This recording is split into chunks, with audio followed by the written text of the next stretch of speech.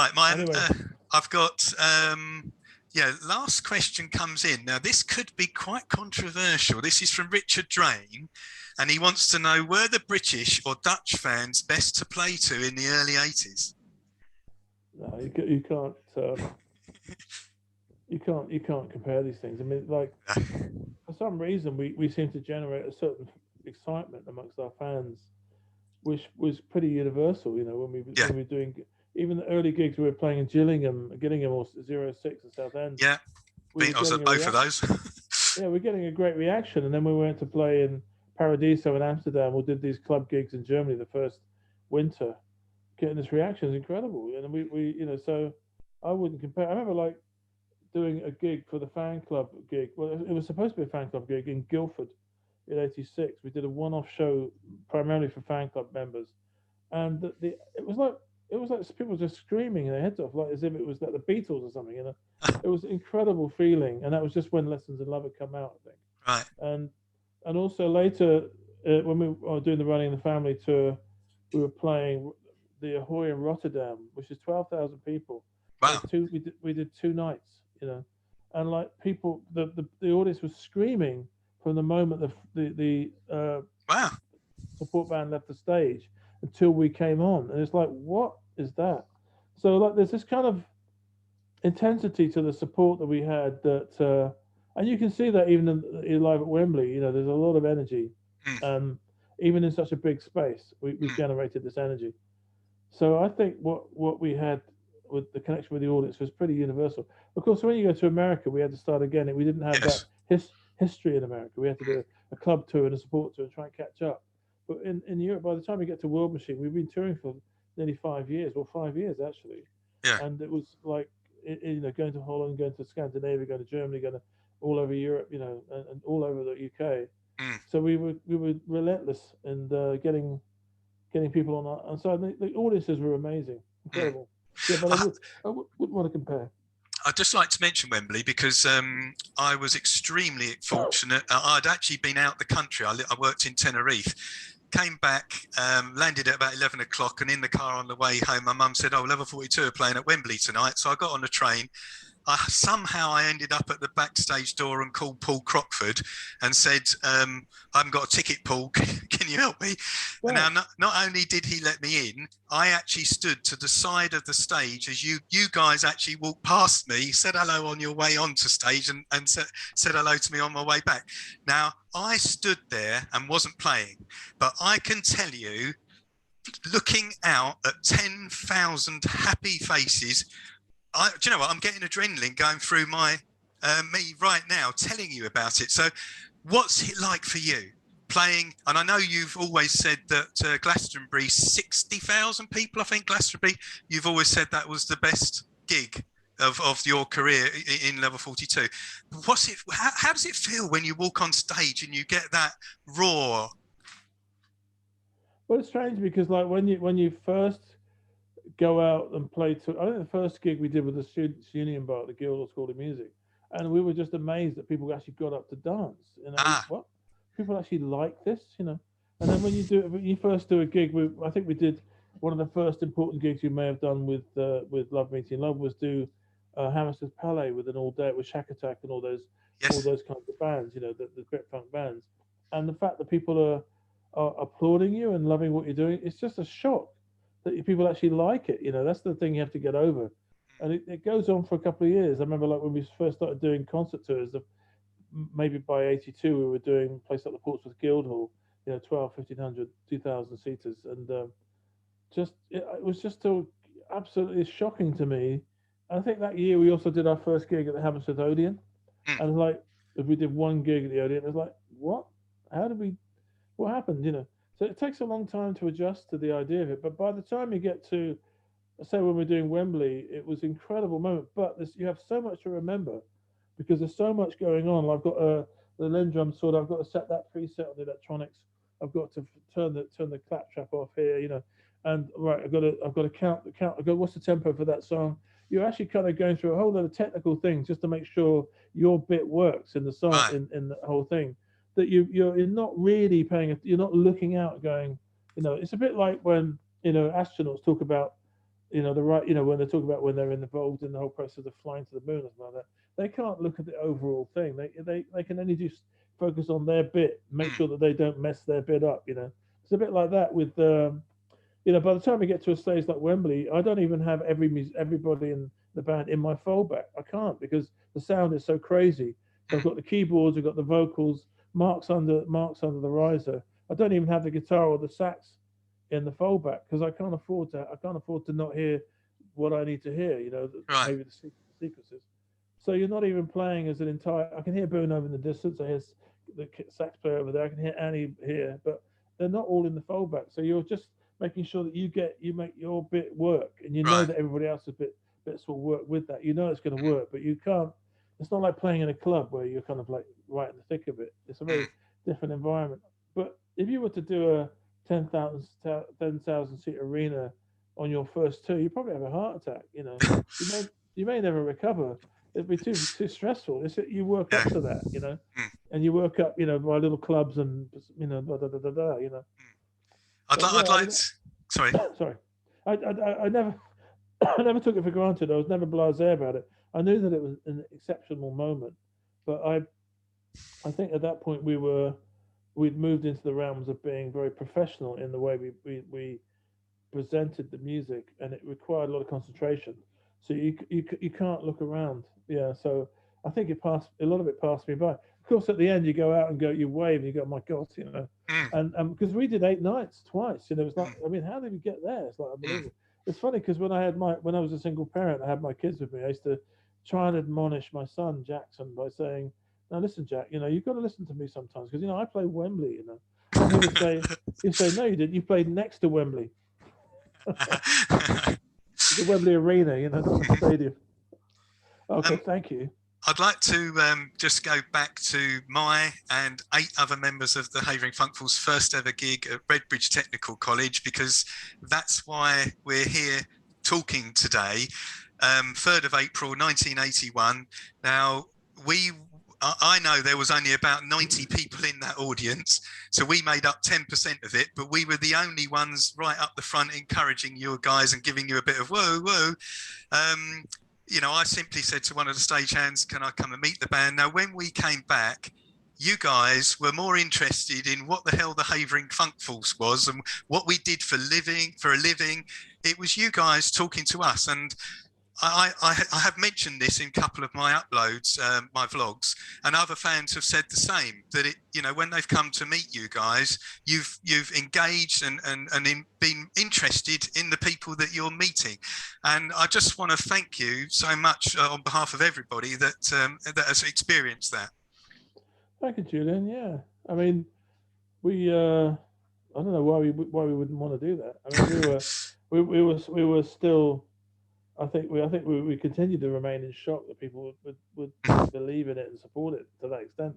It's never something, having grown up in a little seaside town on the Isle of Wight, the idea that you could have a music career of any kind Mm, when you start playing the drums at the age of 15 is it's just so out of the realms of, and everybody on all my family says, well, so many people trying, you sure, but all of a sudden you find yourself in a band with an audience. You go, what happened? How did we get here? And you know how rare, because I think Level 42 were that rarest of all breeds, which is a bunch of mates that get signed yeah, to travel the world, and yeah, do their own thing.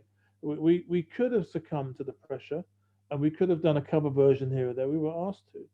We were in the early days. We were asked to do a cover version of Nature Boy in the Brit Funk era, okay, because but if we'd have done that, if we'd have done a cheap shot like that, we would never have built up the trust with our. No, we wanted to do our own thing, we wanted to make a contribution, and we were fighting for that. mm, But it was just incredible that you arrive in that place. How did that happen? That was just constantly the refrain. How did we get here? mm, So we were never going to take it for granted. I remember like one or two times we had gigs in the first year, like playing these sort of palets around in the Midlands, like in Sheffield. And I remember I think it was a gig either in Leeds or Sheffield where we were going to do like a palais ballroom, and we got the promoter had done a runner because he hadn't promoted it properly. And there was 60 fans outside, and there was us, and like we were looking at each other going, what do we do now? And like the promoter's gone, and there was the guy that was normally be called a Jobsworth, but he was a really lovely guy. He said, "Well, what do you want to do?" He said, Can we do the gig anyway?" He said, "Yeah, come on in."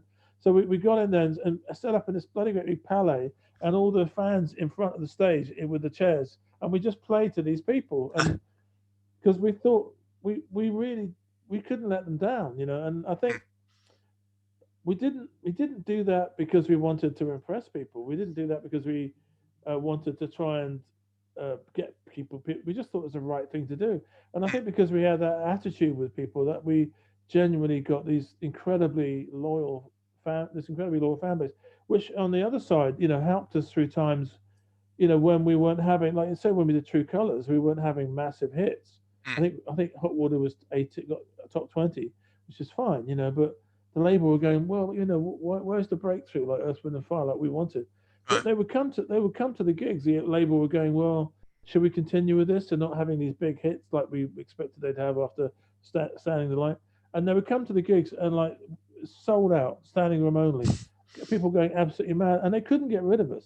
The label couldn't fire us because they said they knew something was happening, and it was the audience that created that power. It wasn't it wasn't power that we had ourselves. It was power that was given to us by having such a crazy loyal fan base Yeah, that I would must turn admit, up and I mean, the annoy each other. Facebook page Ultimate Level 42, there are some, I correspond, well, and through my YouTube, I correspond with other fans throughout the world, and it is a fantastic community, I have to say. Yeah. Now, just before we end, this picture, hopefully have I got it this time? Move it back a bit. Move it There back it in the is. center. There we go. That's good. You go back a bit. Go back a bit. Yeah, there you go. Yeah. Right, now then, there's three people. First of all, I got to tell you, when I saw this picture, I was so pleased to see the three of you back on stage, and both Lisa Bennett, Nick Harrison, and Cheryl Minter. First of all, they wanted to know, would you ever do a one-off like Boone did at Exeter in 2012? Come on, play one song and go off again. Having now seen the three of you back on stage, I know it was for Boone's tribute on the Isle of Wight, but would you ever do that again? No, I wouldn't. I wouldn't go on to. Okay. And Level 42 are a different entity now. They're actually a Yes. band. I mean, obviously, it's not like it's a band. It's whatever they are now is what Level 42 is as a band. I mean, it was a great day. It was a really not a great. It's a horrible thing. It's not Yes, not I the way to say understand. it. It was not a great day in any way, shape, or form. But it was an important day for us, and like the fact that we got past a lot of personal Yes, stuff to do wonderful. that.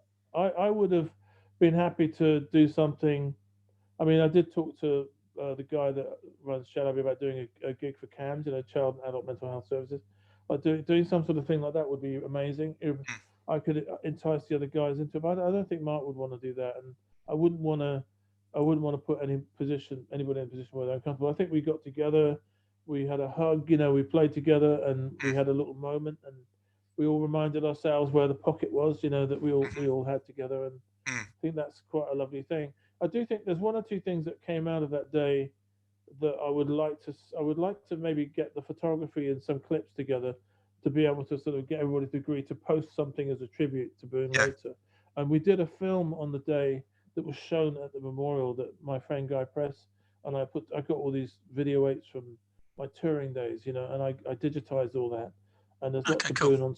Boone on stage or behind the scenes, and I put together a film that for the day that we played to Something About You. I mean, Something About You is the most enduring moment for my brother in the sense that in that moment his guitar playing came became front and center of the most successful period of the band. And the same on Lessons in Love. All of a sudden, his guitar sound and playing became this huge component in the band, whereas maybe it hadn't been until that point. Mm. And it should have been before. But he was always doing great guitar stuff. But for some reason, Something About You was this moment where his sound, his guitar playing, was one of the major factors in that record being successful. And the same on the guitar sounds on It's Over, the great guitar stuff he did on Lessons in Love and all these things. So I just yeah, it's a shame. I mean, it was a shame that we headed into this area of commerciality with running the family, because I think we, as a collective, we had an awful lot more to give to writing together. Mm, And it's like in a relationship, and like an unrequited love. There's an awful lot of stuff that won't see the light of day. A lot of ideas that things that could have been. But mm. my upcoming project, I'm working with Wally, and he's all over it. I did a track with Mike. He's not. I'd like to do more with Mike, and there's something I might be able to announce in not too distant future about Mike Great. and I. But the thing is, and also on my album, my brother's on the album, and it's like, there's I don't know really. It's really more than I can. I don't know what to say about that, other than the fact I'm so grateful they've got that one thing to sort of explore with him. But yeah, Yeah. level 42. I'm really glad they still fly the flag for the music. They go out and play this music. They keep the flame alive, and because that they go through. I mean, apparently they've done things like Good Man in the Storm, and they've done all these other tracks, and that, like Floating Life, that we never played live. So it's been great. I think Yeah. hopefully that's every time you go, they'll try and do something new. That's great. But I don't think it would be. I don't think it would ever happen. No, Okay. me going, Phil. me playing on the level 42 tour. Not gonna happen. Okay. Sorry. Okay. Look, I have since uh, um, Redbridge Tech, I've enjoyed a very privileged relationship with most members of the band, but in particular with you, Mike, and obviously Boone and Mark. I mean, I think we mentioned Lois earlier. I've met her, Joy. I've met her. Obviously, John and Sarah. Thank you. You guys have been absolutely superb to me. I appreciate even you doing this interview. You don't have to do it, but obviously, with 40 years is a pretty great accolade to go past. Honestly, thank you so much, not just on my behalf, but the other members of the Havering Funk Force and all Level 42 and Phil Gould fans. I really do appreciate your time in these two segments of these interviews. Thank you, Julian. It was very, very kind of you to say that, and it works both ways. We only got to experience something that we dreamed about when we were kids, because we had the support of people like you, and the people that really believed in us. And we were swept along on a certain kind of enthusiasm, as you well remember how those gigs used to be. Oh God, It yeah. was like, it was incredible that, I mean, in 2 years before we were signed, we were sleeping on floors. And I was at the Royal Academy. I had no money. It was Mm. like it was all sleeping on camp beds in my brother's front room at one point, playing the early video game, the tennis game. God, I remember. Like, Yeah, boop, boop. Yeah. playing that all night. I can never beat Mark, for Christ's sake. But we were just playing to tennis till 3 in the morning, completely scared. And all of a sudden we have these incredibly loyal fans that are just so swept along with it. It was just incredible. We could not have had that experience without that level of support. We're the ones who had the experience. Hopefully, you guys came and you had your own experiences, in the audience and around the whole thing, and hopefully enjoying the music and stuff like that. But we got to fulfill a dream of being musicians that were listened to. Mm. Having been a bunch of oiks from the Isle of Wight that nobody was in. Nobody gave a monkeys about. Mm. So it's kind of quite an astonishing little journey we were all on together. And that's an exchange that we had, and I'm really glad that it was something that really meant a lot to you and a lot of other people. Absolutely. Yeah. And Yeah. it's like it's the greatest honor a musician can have, is to be the soundtrack to people's lives. It's just, there's no greater honor than that. There really isn't. Oh, that's wonderful. And I must admit, gigs have changed me quite a lot now, because I get to the gig several hours earlier and basically end up chatting to 50, 60 different fans, and it's, again, I mentioned it earlier, it's a fantastic community as well. Well, and as it sprung up around the band, that's great. I really love it. I'm sorry that we couldn't have continued to produce more music together, but in a way, when you think about the fact that we produced 6 Polydor albums and Forever Now and the early tapes and a live album, considering how crazy we were with each other, because we were with a lot of infighting as well as camaraderie. But the fact that we made that much music together is quite something. Because I mean, having worked with Ken Scott, he often reminds me that, like, he's worked with bands that didn't get past the first record. Right. So I think it would have been nicer to have done more. But the fact is, that body of work we did do, I think, really holds up. So I'm very proud of that. Absolutely. Phil, Thank you so much. All right, and Pleasure, Julian. yeah, I'll see you in another 10 years. Well, Ben, maybe see you at a gig later. If we can get the show back on 606s. the road, we could Yeah. do some album launch gigs for this album. You know. Yeah, fantastic. Maybe we do album launch gigs rather than like put it on the road. We could then invite a lot more people to each one, like do one in London, one in Paris, one in Rome, and get maybe, who knows? I see if I can entice Wally to do it. You know, but we'll see. And we'll see what we can do. I mean, there's something that I can't announce now, but I'm working on, and I have there's as a four people involved, and three of them are definitely on board. Okay. Now I have to kind of put together the situation, and it involves people that we know about. So if we can, if I can get to that place, there'll be more opportunity for collaborations amongst us old level 42 musicians. You know. Okay, well, you know, whatever you put out, there's still an audience there, and yeah, I'll be front in the queue for a signed, whatever it is. I want it signed though. All right, Jules. Yeah, you're To my number collection. one. Number one. Lovely. Number one on the runway, man. Yeah, thank you so much. Thank you, Phil. Thank you. Look after yourself. Stay safe.